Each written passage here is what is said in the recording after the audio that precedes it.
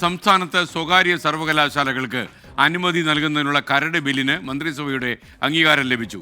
ഉന്നത വിദ്യാഭ്യാസ വകുപ്പ് മന്ത്രി സർവകലാശാലകളുടെ വിസിറ്റർ ആയിരിക്കും എന്ന വ്യവസ്ഥ കരട് ബില്ലിൽ നിന്ന് ഇപ്പോൾ ഒഴിവാക്കിയിട്ടുണ്ട്. പിന്നാക്ക സംവരണം ഉൾപ്പെടെ കേരളീയരായ വിദ്യാർത്ഥികൾക്ക് ആകെ 40% സംവരണം ഉറപ്പാക്കുമെന്ന് കരട് ബില്ലിൽ രേഖപ്പെടുത്തിയിരിക്കുന്നു. സർക്കാർ തീരുമാനത്തിനെതിരെ CPIയുടെ വിദ്യാർത്ഥി യോജന സംഘടനകൾ രംഗത്ത് വന്നു.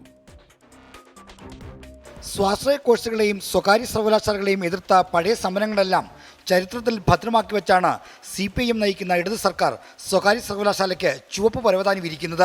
എറണാകുളത്ത് ചേർന്ന CPIMന്റെ സംസ്ഥാന സമ്മേളനമാണ് സ്വകാര്യ സർവകലാശാല തുടങ്ങാനുള്ള രാഷ്ട്രീയ അനുമതി നൽകിയത്.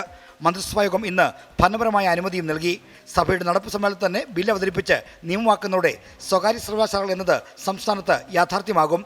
സംവരണം ഉൾപ്പെടെയുള്ള വിഷയങ്ങളിൽ CPIM മന്ത്രിമാർ ഇന്നത്തെ മന്ത്രിസഭായോഗത്തിലും എതിർപ്പുയർത്തി. തുടർന്ന് കരട് ബില്ലിൽ ചില മാറ്റങ്ങൾ വരുത്താൻ ഉന്നത വിദ്യാഭ്യാസ വകുപ്പ് നിർബന്ധിതമായി. ഉന്നത വിദ്യാഭ്യാസ മന്ത്രിയെ സർവകലാശാലകളിലെ വിസിറ്ററാക്കാനുള്ള നിർദ്ദേശമാണ് CPIയുടെ എതിർപ്പിനെ തുടർന്ന് ഒഴിവാക്കിയത്. തർക്കം തീർക്കുന്നതിന് വേണ്ടി മുഖ്യമന്ത്രിയാണ് വിസിറ്റർ എന്ന വ്യവസ്ഥ ഒഴിവാക്കാൻ നിർദ്ദേശിച്ചത്. സ്വകാര്യ സർവകലാശാലകളിലെ പ്രവേശനത്തിന് കേരളത്തിലെ വിദ്യാർത്ഥികൾക്ക് 40% സംവരണം ഉണ്ടാകും. പട്ടികജാതി, പട്ടികവർഗം, OBC, സാമ്പത്തികമായി പിന്നോക്കം നിൽക്കുന്നവർ എന്നിവർക്കുള്ള സംവരണം ഉൾപ്പെടെയാണിത്. സ്വകാര്യ സർവകലാശാലകളിലെ ഫീസിൽ സർക്കാർ ഇടപെടില്ല.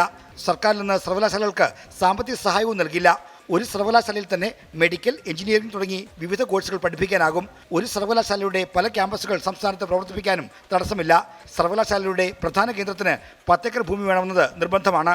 സർവകലാശാല സംരംഭകർ എൻഡോമെന്റ് ഫണ്ട് എന്ന പേരിൽ 25 കോടി രൂപ ട്രഷറിയിൽ കെട്ടിവെക്കണം. സർക്കാർ നിയോഗിക്കുന്ന 5 അംഗ വിദഗ്ധ സമിതിയാകും സ്വകാര്യ സർവകലാശാലയ്ക്ക് അനുമതി നൽകേണ്ടത്.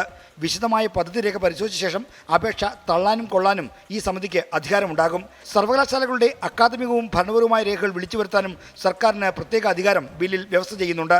രാജ്യത്തെ മറ്റ് സ്വകാര്യ സർവകലാശാലകളിൽ നിന്നും വ്യത്യസ്തമായി കേരളത്തിലെ സ്വകാര്യ സർവകലാശാലകളിൽ വിദ്യാർത്ഥി യൂണിയനുകളും വിദ്യാർത്ഥി കൗൺസിലുകളും ഉണ്ടാകും.